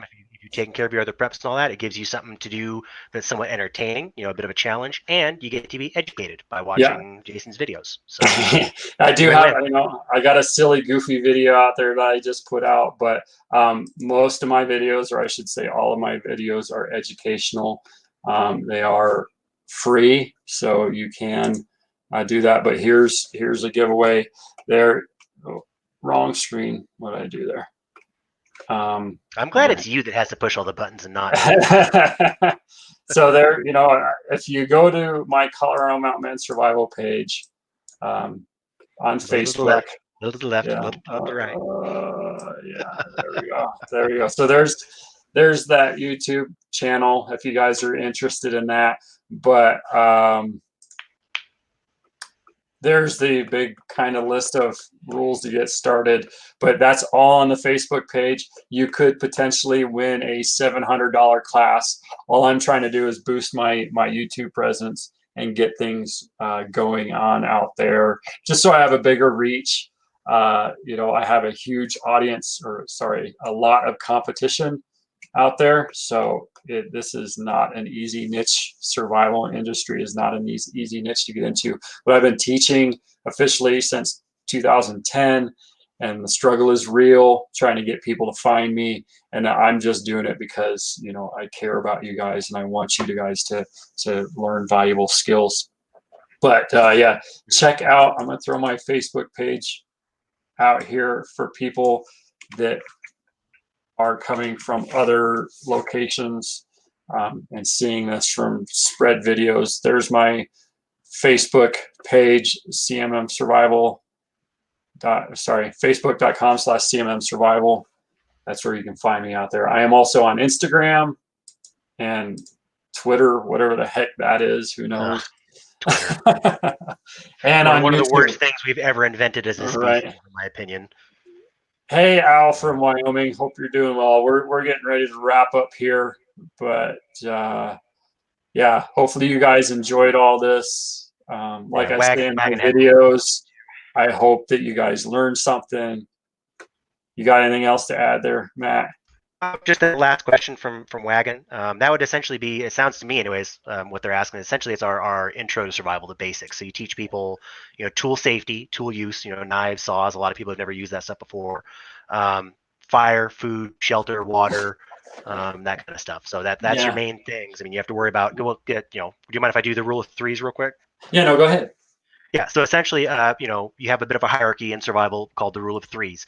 You can live about 3 minutes, as it were, and this is rough averages. We're not talking precisely. Everyone's going to be a little bit different, longer, shorter, but so about 3 minutes without air, whether that's breathing or also oxygenated blood to your brain. So you can do 3 minutes without air, 3 hours of exposure, so you have to get shelter. So if it's extreme cold, extreme heat, you can expire in as little as 3 hours. Then you also have to worry about 3 days without water. Again, people have gone longer and survived longer, but rule of thumb, 3 days without water, and then you can go about 3 weeks without food. So that in that order of priority, that we kind of try to teach people that, you make the scene safe. If you're in the water, get out of the water. Get yourself dried off so you're not being exposed. Yeah, it's. Did I miss anything? Well, you did 3 minutes without air, 3 hours exposed to the elements, 3 days without water, and 3 weeks without food. Right. Yeah, that's your basic baseline survival skills, and that's kind of it's not really rule. They call it rule of threes, but it's more of a general guideline. Obviously, if you're in the desert, 3 days without water, you're going to be dead long before that. But and then 3 weeks out without food. Some of us, me, because I have such a high metabolism. I'm well fed at the moment. Yeah. I go a day without food, and I'm mentally making bad decisions. So it's just a guideline, and there are different things that happen with everybody's individual body that they need to take care of themselves in different ways. But we have, if I were to recommend one class that we teach, it would be our 5-day standard. We go over food, fire, shelter, water in 5 days. First day, we typically talk about general survival and tools. Second day, we talk about fire. Third day, we talk about shelter. Fourth day, we talk about procuring and trapping food, foraging for food. And last day would be water. So those will cover your core skills from a primitive perspective all the way up to modern skills on how to do things. And that's kind of the beginner level class. We do also, this year, I started a survival for beginners class. This is going to be absolute beginners. And we're going to focus on modern tools, modern gears, modern mentality, the psychology of survival, getting your mind right, things like that. And that's a 2-day weekend class. And not everybody can come out and join us for 5 days. They can only do weekends. So that survival for beginners. I also have a modern survival class, but that's a little bit more advanced for that. But yeah, if you're an absolute beginner and you just want to go into some of the basic modern skills in the psychology of survival, I got that 2-day survival for beginners class. If you're looking to get more hands-on, really dive down in sort of deep, it's not an advanced class, but you just come out to the camp and spend 5 days with us, and we teach you those skills. It's called the 5-door outdoor survival class. Now it is outdoor skills, but you can use those skills in every walk of life, really. When you start learning how to survive outdoors, you can also apply everything you learned to urban survival, urban and city surroundings. So it is kind of universal, and it can be used in different climates, different environments, whether it be the desert or the jungle or whatever. And we do run classes. We're going to do another class in Arizona, probably in October and September, for desert survival. So if that's your thing, we've got a class, I believe it's September. If you guys are really wanting to go and have a fun trip, we are scheduling a jungle survival trip down in Costa Rica, assuming the world doesn't come to an end the next few months. But yeah, if you guys are looking for a good adventure to get away from it all, we're going to spend 10 days out in the jungles of Costa Rica. Again, it's not an advanced class. A total beginner could come in there, but it is kind of a step up from my 5-day mountain survival class. Mm-hmm. Yeah, and I was gonna say, I mean, personally, I mean, granted, I am shilling a little bit, but I would recommend definitely doing, the 5-day, not going for like a 3-day option if you can at all avoid it, because even the 5-day basic is kind of like drinking from a fire hose. If you don't have any skills, don't have any experience with any of this, you're gonna be overloaded a little bit more than likely. But you got to start somewhere. I mean, I'm not saying that to try to make it intimidating. It's not. We make it very easy. I'm saying there's a lot to these subjects, and it's easy to kind of go down the rabbit hole of each one of them, but we do a good job teaching the basics. But I mean, you're never done learning as far as I'm concerned. But, no, I mean, even that's half the fun. Anyways, I love learning. So right, absolutely. I mean, even me being an instructor for, hell, we're going on 11 years now. Even me doing it for 11 years, I still am learning from people. I mean, I've learned stuff from you, Matt, and you were one of my original students. So, you went out and you picked up things that I didn't teach, that you didn't know, and you brought them back and taught them to me. So I'm constantly learning. I learned from other instructors all throughout the United States, all throughout the world, in Costa Rica. But never stop learning, no matter how good you are. Keep learning. Anybody that thinks they're good enough to not have to learn anymore, don't trust that guy. Mother Nature is the teacher. We are all the students. very true. Mother Nature will always win. Mother Nature is the creator. So unless we go into conspiracy theories, Mother Nature is the creator of COVID-19, and she's teaching us a lesson right now on who's the boss. So anyways, unless you have any more thing to say there, Matt, I think we're going to wrap this up. Cool. I appreciate you all joining me. I know we rambled on. Thank you everyone for tuning in. Yeah, we're on near 2 hours. We will probably do a class or this again on Saturday. I might schedule it in the afternoons so more people can join, but I'm going to, brainstorm on this. But my intention is to run another session like this on Saturday, and we'll again talk about stuff to put in survival kits so you have them in your vehicles, at your workplace, on your person. And we will also talk about home preps, things like food storage, food supplies you should have in your house, medical supplies, and maybe even potentially some skills. I mean, we could spend hours and hours and hours on this stuff. Originally, the class that we were supposed to run on Saturday was supposed to have about an hour and a half portion of it for gardening. We're probably not going to be able to do that unless Ashley is able to send me some videos on her creating her garden. We'll find that out, but probably not get them by Saturday. But eventually we'll do that. And we were also going to designate probably about a 30-minute time to home defense. And that was going to be talked about by a former Marine. So hopefully we will be able to have those people come in and sit with us and talk. I have already reached out to some big names out there for survival to have them come on. most people that are really deep into this and really good at what they do are very busy with their own businesses, trying to keep people safe and healthy on their side. They're not doing stuff like this, but I've at least had one reach back to me and said that she will come and join us here in a few weeks once things calm down. I won't mention her name yet until we have things in stone, but a very knowledgeable person with a huge amount of stuff that she could teach you. And I'm really looking forward to having her on here with us. But I'll make sure I have a exact time nailed down before I mention names. Anyways.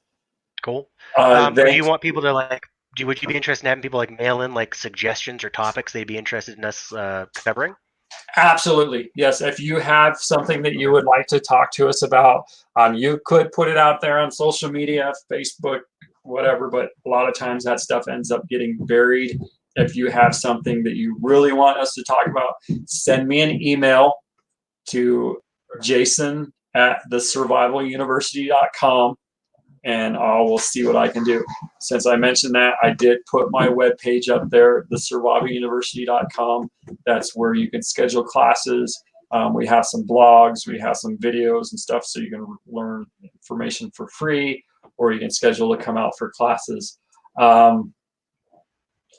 I just got somebody hit me up. Again, I won't mention names here right away, but they could come and talk to us about firearms, and they're firearm instructors. Cool. So like I said, nice. I know a lot of people that are willing to come out and teach you guys, and we can set up these live sessions for anything that you want to learn. Well, within reason that you want to learn.